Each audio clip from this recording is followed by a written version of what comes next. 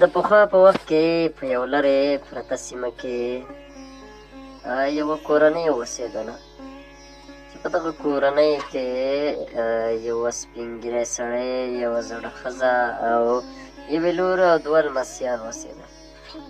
هغوی به د کلي ماشومانو سره مکتب ته په منډو منډو راتلل او دوی ډېر زیات خوشحاله ژوند یې روان کړی و. په کلي کې زیات خلکو ذمه داري کوله، د چا به غواګانې میښې بولې. زړې ښځې به په وخت هر وخت ډوډۍ برابروله تر څو دوی په شریکه وخوري. د مکتب نه به نجونې او ماشومان ښه په خوشحالۍ تلل. هغوی به رقم لوبې ترسره کولې لکه چندرو. د مکتب سره بیرون یو سپین ږیري ماما پلۍ خرڅول. دوی به رقمونه لوبې کولې لکه چندرو لوبه، د نیونې لوبه،